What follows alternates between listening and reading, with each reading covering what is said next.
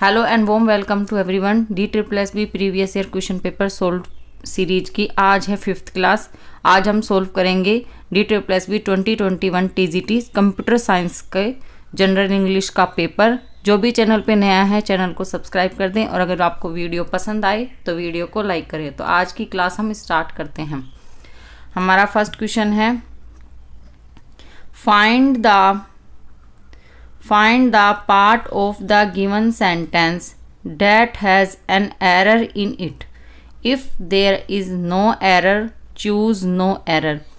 आप देखें कि DSSB क्या पूछ रहा है। DSSB हमेशा फर्स्ट और सेकंड क्वेश्चन तो उसका क्या होता है, स्पॉटिंग एरर क्वेश्चन होते हैं। तो हमारा पहला सेंटेंस क्या है, She got fed up of the awful behavior of her cousins, no error। तो इसमें कौन से ऑप्शन में एरर होगा? इसमें हमारे ऑप्शन क्या हैं, She got fed up of the awful behavior of her cousins। तो कौन से में एरर है? इसमें किसी में भी एरर नहीं होगा। कौन सा ऑप्शन राइट होगा? No error. क्योंकि इसका क्या मतलब है, मैं तंग आ चुकी किसके बिहेवियर से, उनके कौन सा बिहेवियर, उनका भयानक behaviour, terrible behaviour of his cousins, किनके व्यवहार से, अपने चचेरे भाई बहन के। भाई भी बोल सकते हैं और बहन भी बोल सकते हैं, तो कोई सा भी बोल सकते हैं, तो हम कजिन्स बोलेंगे। She got fed up of the awful behaviour of her cousins. तो इसमें नो एरर। नेक्स्ट है सेकंड नंबर क्वेश्चन। एग्जामिनर क्या पूछ रहा है, find the part of the given sentence that has an error in it. If there is no error, choose no error. ये भी spotting error का क्वेश्चन है। Sentence क्या है, women in India are much more educated and are also at par of the men in almost all fields।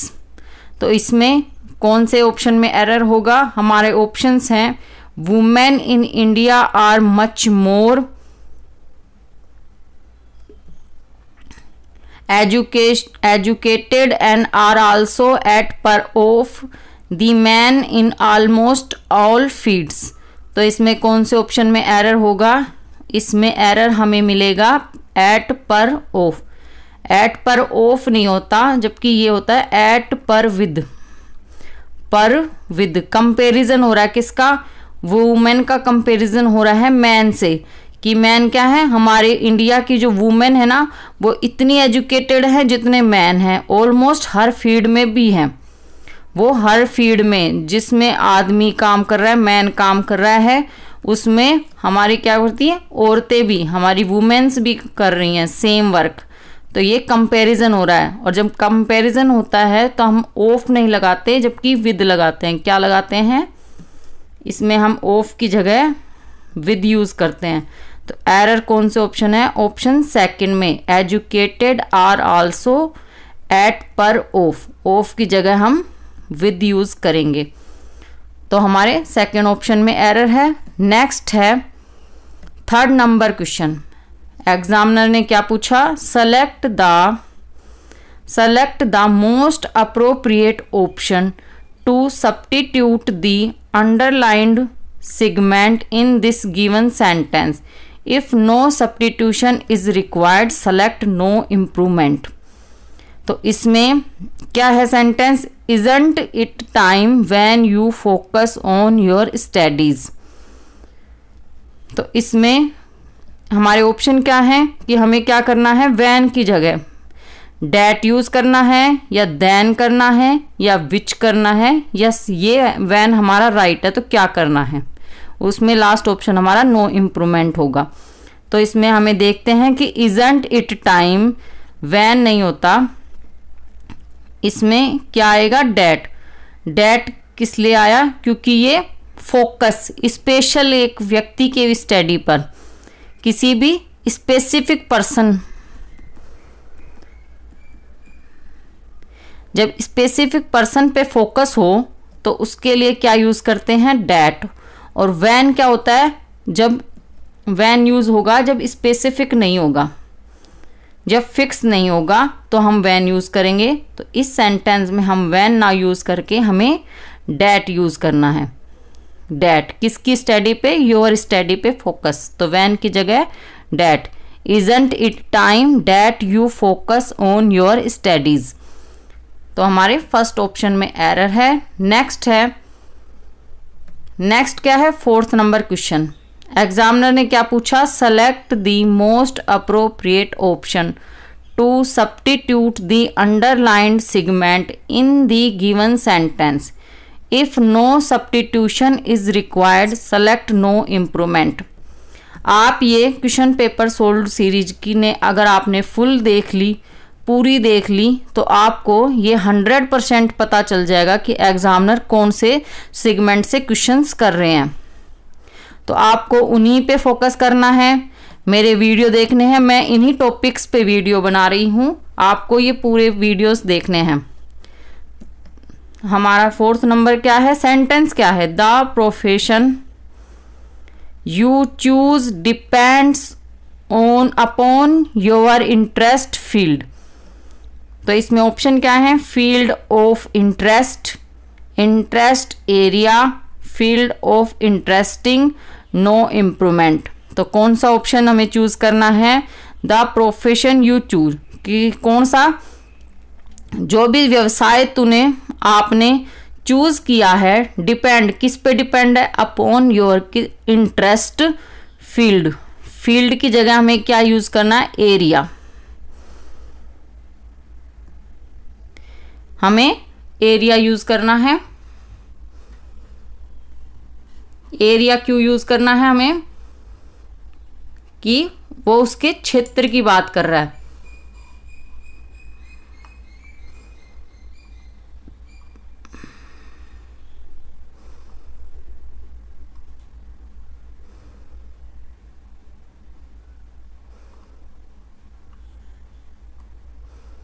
Sentence में क्या है कि इंटरेस्ट फील्ड की जगह हमें इंटरेस्ट एरिया यूज करना है, क्योंकि जब हम किसी व्यक्ति की रुचि के क्षेत्र की बात करते हैं, उसके किसके, पर्सन के जो इंटरेस्ट के क्षेत्र की बात करते हैं, तो हम इंटरेस्ट एरिया या फिर फील्ड ऑफ इंटरेस्ट, आप हमें क्या दे रखा है, इंटरेस्ट एरिया दे रखा है, हमें इसकी जगह इंटरेस्ट एरिया यूज करना है। या एक अगर और ऑप्शन देता तो वो भी राइट होता, field of interest.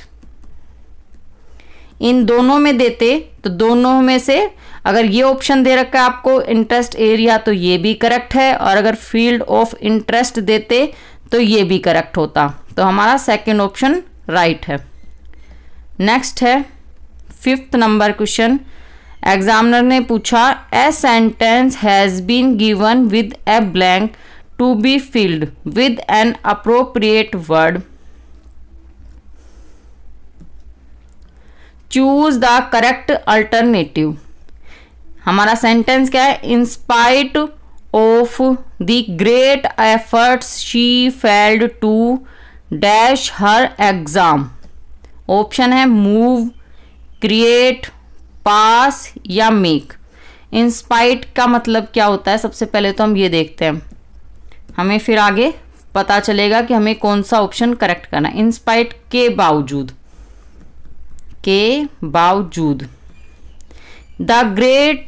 The great efforts she field, effort क्या, प्रभाव,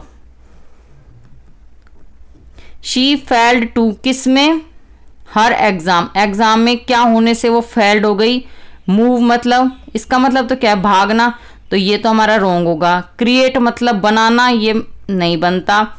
पास मतलब हमें पास ऑप्शन चूज करना है, क्योंकि पास होना हर एग्जाम में, उसने क्या किया, इंस्पाइट के बावजूद, उसके जो ग्रेट एफर्ट जो डाला था, उसने बहुत ज़्यादा प्रभाव डाला था, अपना 100% दे दिया था, उसने अधिकतर अपना एफर्ट दे दिया, फिर भी वो क्या हुई, हर एग्जाम शी फेल्ड टू पास हर, अपने एग्जाम पास करने में वो फेल हो गई। तो हमारा कौन सा ऑप्शन राइट होगा? Option third. Question number 6, a sentence has been given with a blank to be filled with an appropriate word या words, choose the correct alternative. ये भी हमारा फिल इन द ब्लैंक्स का क्वेश्चन है। Neither her parents dash her husband wants to meet her. इसमें आप मुझे comment box में लिख के बताएं कि ये कौन सा टॉपिक है। नाइदर नोर कौन सा टॉपिक है, ये आप मुझे कमेंट करके बताएं। Neither her parents her husband, comparison हो रहा है, ना तो वो उसके पेरेंट्स और ना उसके हस्बैंड। तो नाइदर के साथ क्या होता है? नाइदर का पेयर क्या होता है? नाइदर के साथ नीदर और नोर, नोर आता है ये हमेशा। नीदर के साथ नोर ही फिक्स है। तो हमारा ऑप्शन थर्ड राइट होगा कि ना तो उसके पेरेंट्स कंपैरिजन हो रहा है और ना उसका husband want to meet her, उससे मिलना नहीं चाहते। ना तो उसके पेरेंट्स चाहते मिलना, ना उसका हस्बैंड चाहता। 2 पर्सन्स में कंपैरिजन हो रहा है और इसमें हमें नीदर हर पेरेंट्स नोर हर हस्बैंड, हमें कौन सा ऑप्शन चूज करना पड़ेगा? हमें नोर लिखना पड़ेगा। तो option third is right. Next है question number 7, rearrange the parts of the sentence in correct order. ये रीअरेंज है, पजलिंग वाला सेंटेंस हो गया। इसमें सेंटेंस को हमें देखना है कि कौन सा हमें राइट वे में यूज करना है। अमंग द सेंटेंस स्टार्ट होता है among the diseases of the coffee shrub. P option क्या है? R leaf rust caused by the fungus Hemileia वैक्सिट which was also attack the arabica.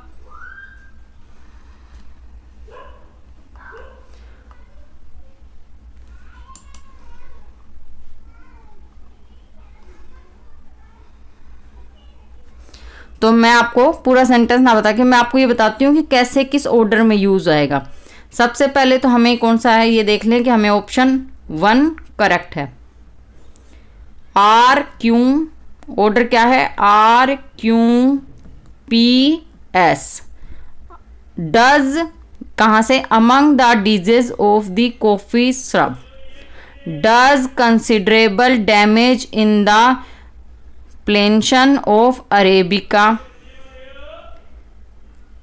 Which also attack the arabic. पहले R फिर क्यों।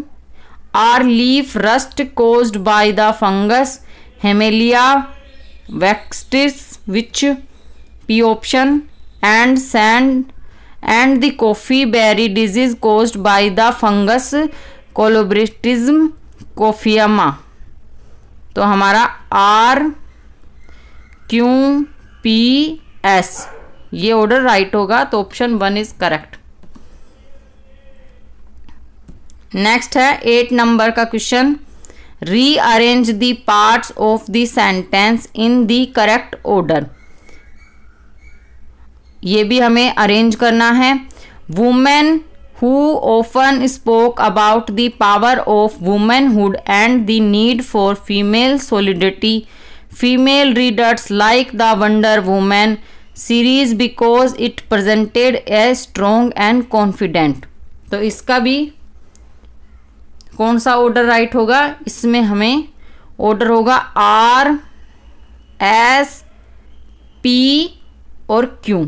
सबसे पहले आर देखते हैं। Female readers like the wonder women, क्या लाइक करती हैं वो? Wonder women series.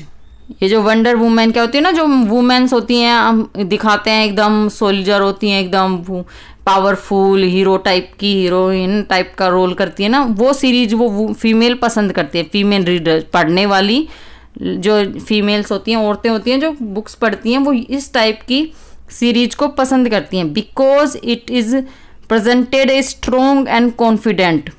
क्या ये सीरीज क्या प्रेजेंट करती हैं? एक स्ट्रॉन्ग और पावरफुल और कॉन्फिडेंट, अपने आप पे कॉन्फिडेंट ये सीरीज प्रेजेंट करती हैं। फिर हमारा है P option, women who often spoke about the power of, women क्या होती है? जो बोलती हैं किसके? पावर ऑफ द वुमेनहुड, औरतों के बारे में जो बोलती हैं। They need for female solidarity, वो भी, उनको भी जरूरत है फीमेल सोल्जर की। तो इसका हमारा कौन सा ऑर्डर करेक्ट हुआ? R S P Q, option 1 is correct. Next है 9th number question, choose the word that means the same as the given word. वो ऑप्शन चूज करना है जिसका सेम मीनिंग वाला ये भी वर्ड है और उसके सेम मीनिंग वाला दूसरा वर्ड भी होगा। तो हमारे ऑप्शन, पहले तो वर्ड क्या है? एंथुइज्म। एंथुइज्म का मतलब होता है काम करने की उत्सुकता, काम करने की उत्सुकता, उसको एंथुइज्म बोलते हैं। तो हमारे ऑप्शन क्या है? ऑप्शन है एंटरटेन, गेन से, इमंड, पैशन। आप ऑप्शन देख के ही पता चल जाएगा कि पैशन का मतलब भी क्या होता है। पैशन का मतलब भी उत्सुकता होता है, किसी भी कुछ भी वर्क करने का पैशन, कुछ भी काम करने का पैशन, किसी चीज में भी, तो उसको भी उत्सुकता ही कहते हैं। तो हमारा राइट ऑप्शन क्या होगा? Option 4। 10th number question, choose the word that is opposite the meaning to the given. वो वर्ड चूज करना है जिसका अपोजिट, जो किस इस वर्ड का अपोजिट मीनिंग वाला वर्ड हो, वो ऑप्शन हमें चूज करना। ऑप्शन क्या है? Paradox, paradigm, norm and character.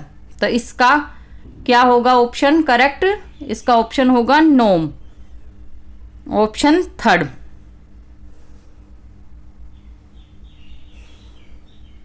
Option 3rd norm. Anomaly का मतलब क्या होता है? मतलब होता है नॉर्मल, सामान्य,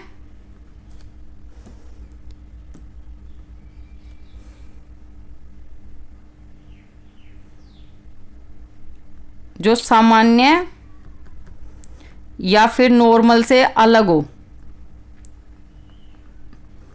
उसको एनामोली, एना मिलता जुलता है ना। तो एनामेली का मतलब होता है असामान्य या फिर नॉर्मल, नॉर्मल से अलग, है ना। तो इसका ऑप्शन 3rd नॉर्म। नॉर्म क्या होता है? नॉर्मल, नॉर्म मतलब सामान्य, आम। तो ऑप्शन 3rd इज करेक्ट।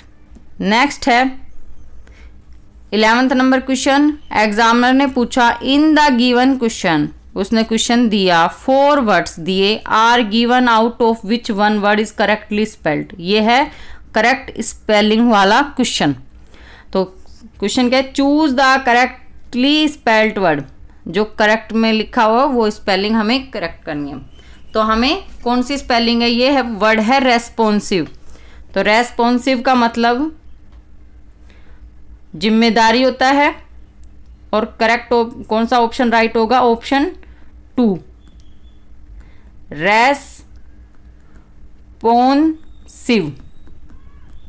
देखो मैं आपको पूरी स्पेलिंग सही से बता देती हूँ कैसे बनेगा। रेस्पॉन्सिव, मैं भी इस टाइप से याद करती हूँ, आप भी इससे याद करें, सही से आपको याद हो पाएंगे। इसी ट्रिक से याद होगा तो हमेशा याद रहेगा। तो responsive, option 2 is correct. Next है 12th number question, in the given question 4 words are given out of which 1 word is incorrectly spelled. इसमें है जो कि सही से नहीं लिखा हुआ इनकरेक्ट वर्ड हो, वो हमें चूज करना है। 3 करेक्ट देंगे, 1 इनकरेक्ट दिया है। तो choose the incorrectly spelled word. Option क्या है? ब्रीथलेस, टेक्नोलॉजी, ये सही है ना। मॉड्यूलेशन, ये स्पेलिंग भी सही है। इकोनॉमिक्स, इसकी स्पेलिंग सही है। तो किसकी स्पेलिंग गलत है? ब्रीथलेस। ब्रीथलेस का मतलब क्या, कैसी स्पेलिंग होगी? पहले तो ब्रीथ और फिर लेस। कैसे? Breathless. तो हमारा option 1 is correct. Right spelling इसकी ये होगी।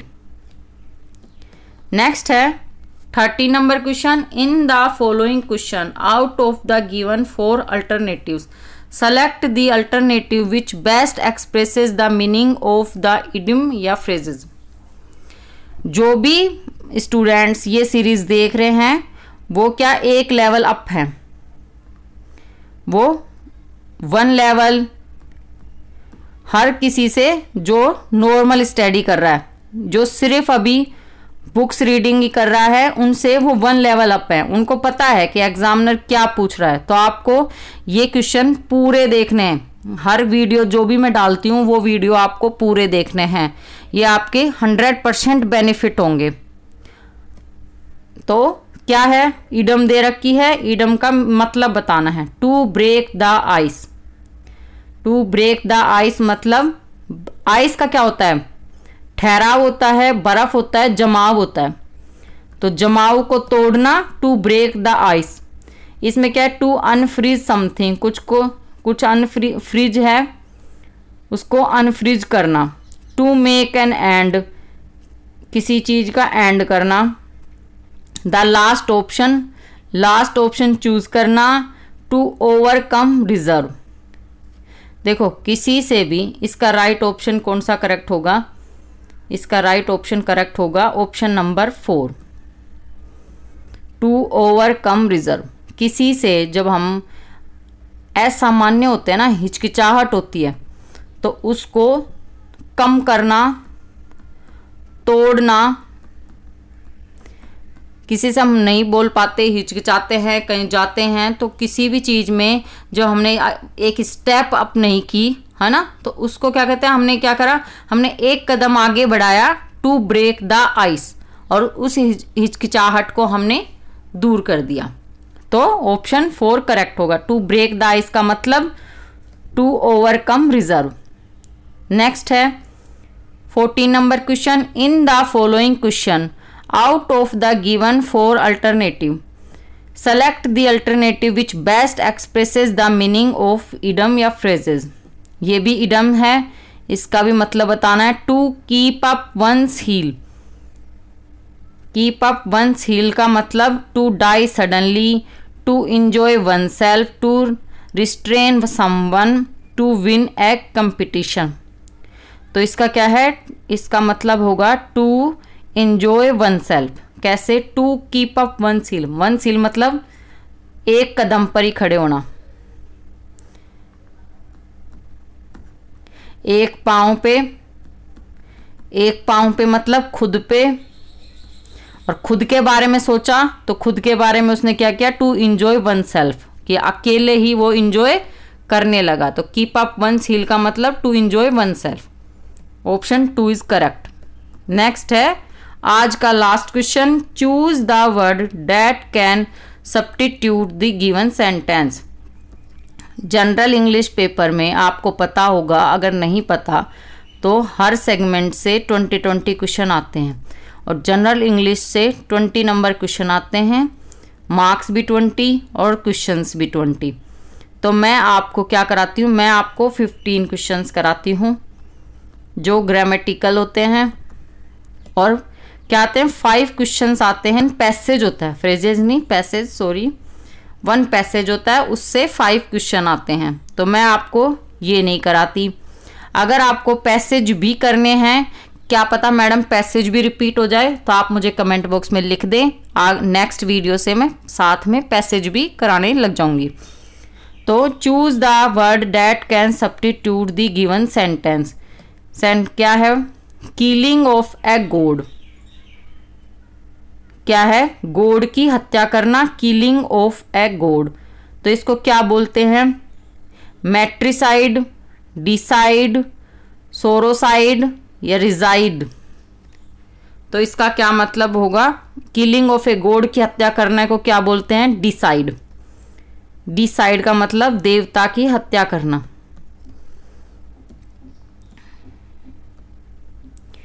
डिसाइड का मतलब देवता की हत्या करना। और मैट्रिसाइड मतलब माता की हत्या करना। सोरोसाइड मतलब बहन की हत्या करना, है ना। और रिजाइड का मतलब क्या होता है?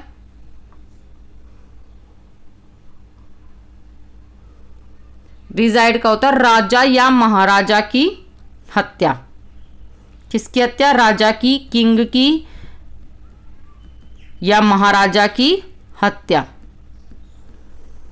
तो मैंने आपको 4 ऑप्शन के मतलब बता दिए। तो इसका करेक्ट क्या होगा? ऑप्शन नंबर 2, देवता की हत्या। Killing of a god, God को मारना डिसाइड बोलते हैं। माता को मारना मैट्रिसाइड, बहन को मारना सोरोसाइड, और रिजाइड मतलब राजा या किंग की हत्या। तो ऑप्शन 2। तो आज के लिए इतना ही, मिलते हैं आपसे नेक्स्ट वीडियो में। तब तक के लिए like share and subscribe my channel. See you in again.